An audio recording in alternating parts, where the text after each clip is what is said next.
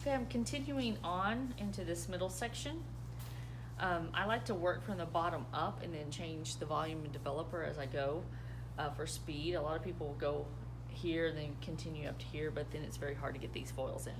So I'm going to go here next, then I'm going to do the fronts and sides, and then the top will be last. But I will up my developer need be, because the developer is just speed when you're bleaching here. So remember, we talked about somebody newer at foiling would probably subdivide this and then they'd weave it, if they're gonna weave it, and then they're gonna begin to put the foil in. So I'm gonna continue on, and I wanna talk about how I hold the comb and everything. So when I hold the comb, I like to hold it with the teeth outward. If you hold it this way all day, you will start rubbing on your finger, and it'll kind of start hurting the faster you weave. So I hold it out. And when I go in here, one thing that's real important is you don't dig down and move the comb this way. You're gonna go up and down and across. So that's why it's like a jig, like a needle on a sewing machine. It's gonna jig up and down.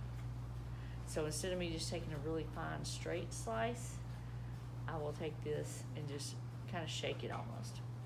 But one thing you wanna do is when you're want a close foil, you want to be able to read like a phone book through there. If it's so thick you can't read the phone book through, you will have a root when you're finished with the process.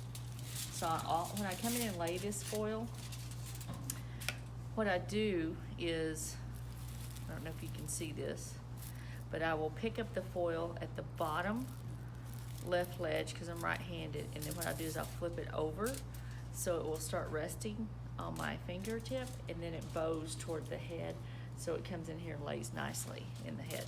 So watch as I do this. I flip it, I stand it up, and I'll pull this here.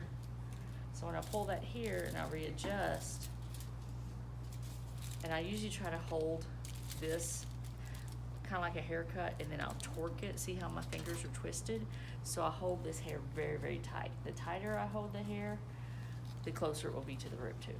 So when we're finished with her, you will see that her bleach will look like it's growing straight out of her head.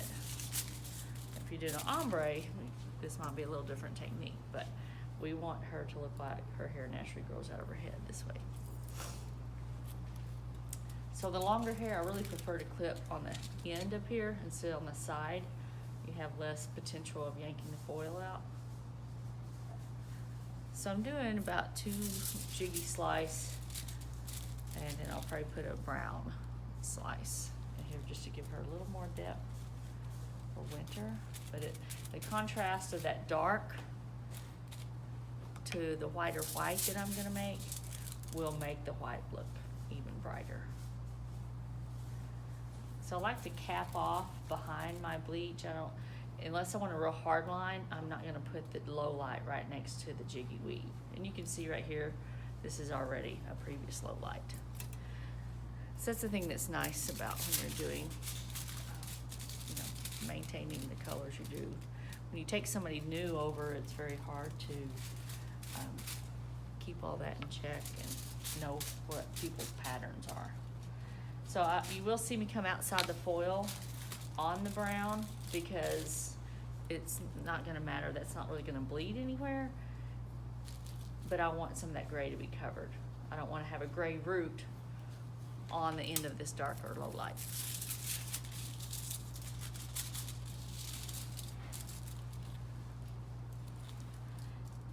A lot of people still like to fold around the comb, and that's good if you can't get the product in, but if you're gentle with this, the only way that you would fold that would be for reinforcement.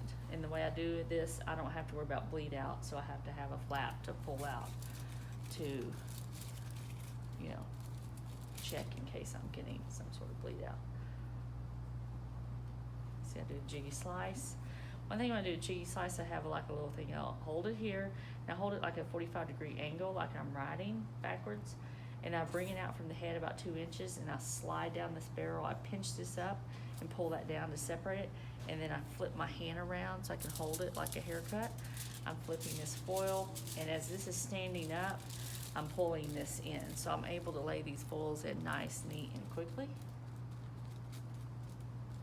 See, I just turn my brush sideways and get any of those dark pieces so I don't have an abrupt line.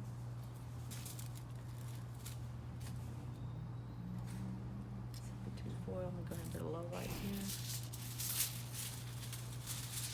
I can still do the low light with the two pieces, but if I do it with a long piece, then I can tell where the low lights are. I go back and count.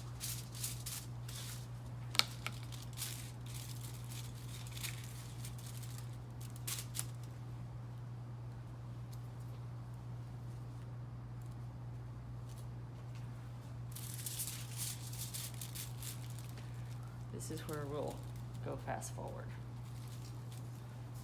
Okay. You gonna stop it? No. Just gonna record it all.